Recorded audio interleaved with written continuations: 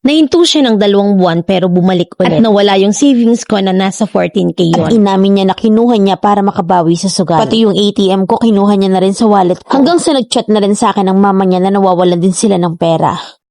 2 taon na kami ng boyfriend ko. Nung unang taon namin ay sobrang bait at generous niya. Halos lahat ng gusto ko ginagawa at ibinibigay niya. Minsan nakukonsensya na ako dahil nga lagi niya akong inuuna at sinusunod. Ramdam na ramdam ko na mahal niya ako. Na kahit nasan ako magpunta, lagi niya akong kasama. Hindi niya ako pinabayaan at never iniwan sa lahat ng nakita niya sa aking mga mali at pagkukulang. Naganoon din naman ako sa kanya at minahal ko siya ng sobra. Nagagawin ko ring lahat para lang maramdaman niya na mahal ko siya. Nasa totoo lang na hanggang ngayon kapag may kaya siyang ibigay sa akin ay generous pa rin siya. Wala rin siyang naging babae kaya hindi yun naging problema sa relasyon namin. Kaya't nung nagkaroon kami ng pagkakataong magsama ay sinubukan namin na mag-live-in. Halos 1 taon kami na nagkasama dahil nga yung parents ko ay nasa ibang lugar at bihira lang umuwi. Naging masaya kami kahit na mahirap at dun ko naranasan ang buhay na hindi ko akalaing mararanasan ko. Sa lahat ng naging boyfriend ko ay siya lang yung nakasama ko para makipag-live-in. Na namuhay kami na parang mag-asawa. Ngunit nagkaroon ng malaking problema, ang pagsusugal niya. Nung bago pa lang kami ay nakikita ko siya na naglalaro ng baraha sa lugar nila. Bali wala lang yun sa akin dahil laro-laro lang naman at maliit lang yung pera na involved. Pero nung dumami na nagreklamo na ako at itinigil naman niya. Hanggang sa nagkaroon ng perya malapit sa amin. Doon siya nagpupunta at minsan natatalo ng humigit kumulang na 1,000. Pinagbawalan ko siya pero hindi siya mapigilan. Naglabasan na rin ng mga online sugal at nung unay paunti-unti lang ang taya niya. 200 hanggang 1,000 pero kalaunan ay umaabot na ng 5,000 sa ilang minuto lang. Minsan ay binuksan niya yung Gcash ko na may laman na 6,000. Naubos niya yon nang wala pang 5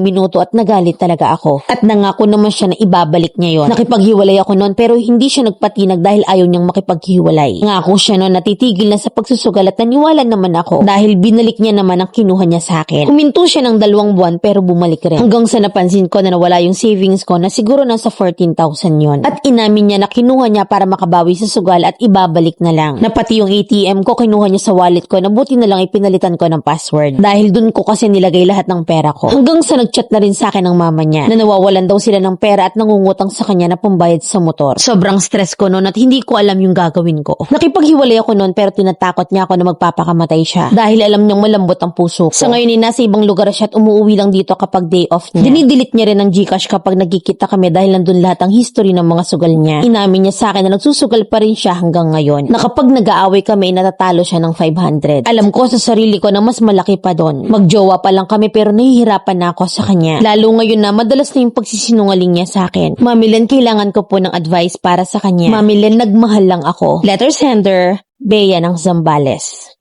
Gusto mong i-let go pero hindi kaya. Gusto mo siyang magbago pero hindi mo man lang kayang bigyan ng ultimatum. Hindi mo kayang iagwat ang sarili mo at sasabihin mong nagmahal ka lang. O paano magbabago yan? Marupo ka. Sa ngayon wala pa kayong anak at konti pa lang yung stress mong yan. Warm up pa lang yan. Kaya kapag hindi mo siya nabago ngayong nasa boyfriend stage pa lang kayo, ganyang klase na kapag nanalo lahat ibibigay. At kapag natatalo stress lang ang kayang ibigay sa'yo, kawawa ang magiging anak nyo sa future. Ang sinungaling ay kakambal ng magnanakaw. Sa palaot lang yan kapag tinatolerate mo. Alam mo kasi dalawa lang yung mindset ng magsusugal. Na kapag talo, gagawin lahat para mabawi yung natalo. Kaya nagnanakaw at sinungaling ang boyfriend mo. Na kapag naman panalo, syempre hindi titigil, kumikita Kaya't wala kang lusot dyan. Sasabihin mo na mahal mo. Ang tanong ko sa'yo, mahal ka ba? Tatali mo yung sarili mo sa lalaking ganyan ng mindset? Kung mahal kang talaga, gawin mong reward yung sarili mo, te. Bakit hindi niya tigilan para magstay ka? Di yung magstay ka kahit nalulung na. Inilalagay niya yung sarili niya sa kumunoy, wag ka nang sumama.